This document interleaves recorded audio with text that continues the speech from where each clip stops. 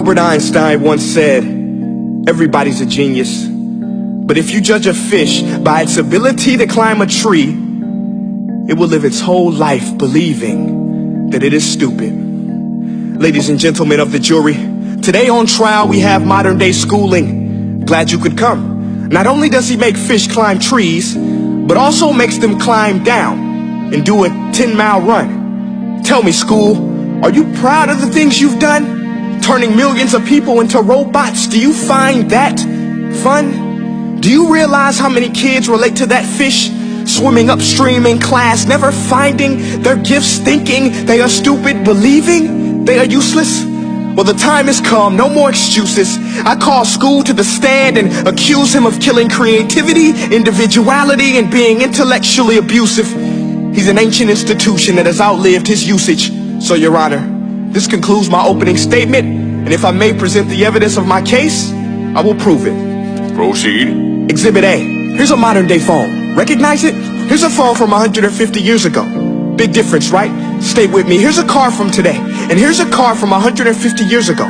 Big difference, right? Well, get this. Here's a classroom of today, and here's a class we used 150 years ago. Now ain't that a shame? In literally more than a century, nothing has changed. Yet you claim to prepare students for the future? But with evidence like that, I must ask, do you prepare students for the future or the past? I did a background check on you and let the record show that you were made to train people to work in factories, which explains why you put students in straight rows, nice and neat, tell them sit still, raise your hand if you want to speak, give them a short break to eat, and for 8 hours a day tell them what to think. Oh, and make them compete to get an A letter which determines product quality, hence grade A of meat. I get it. Back then, times were different. We all have a past. I myself am no Gandhi. But today, we don't need to make robot zombies. The world has progressed. And now we need people who think creatively, innovatively, critically, independently, with the ability to connect. See, every scientist will tell you that no two brains are the same. And every parent with 2 or more children will confirm that claim. So please explain why you treat students like cookie cutter frames or snapback hats, giving them this one-size-fits-all crap. Watch your language. Sorry, Your Honor, but if a doctor prescribed the exact same medicine to all of his patients, the results will be tragic. So many people will get sick, yet when it comes to school, this is exactly what happens. This educational malpractice, where one teacher stands in front of 20 kids, each one having different strengths, different needs, different gifts, different dreams, and you teach the same thing the same way? That's horrific. Ladies and gentlemen, the defendant should not be acquitted. This may be one of the worst criminal offenses ever to be committed. And let's mention the way you treat your employees. Objection. Overruled. I want to hear this. It's a shame. I mean, teachers have the most important job on the planet, yet they're underpaid? No wonder so many students are short-changed. Let's be honest. Teachers should earn just as much as doctors, because a doctor can do heart surgery and save the life of a kid. But a great teacher can reach the heart of that kid and allow him to truly live. See, teachers are heroes that often get blamed, but they're not the problem.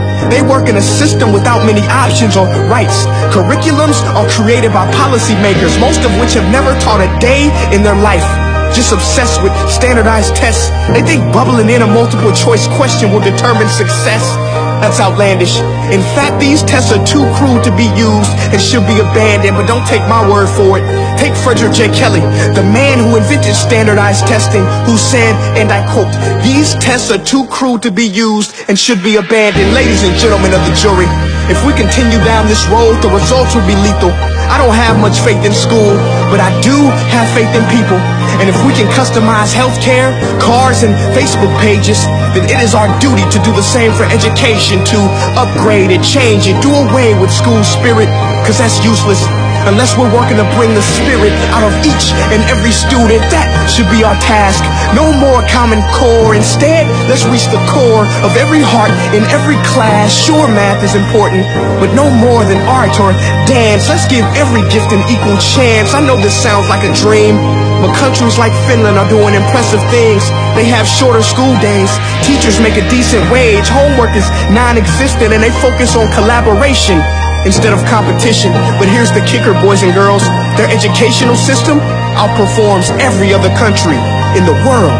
Other places like Singapore are succeeding rapidly. Schools like Montessori, programs like Khan Academy. There is no single solution, but let's get moving. Because while students may be 20% of our population, they are 100% of our future.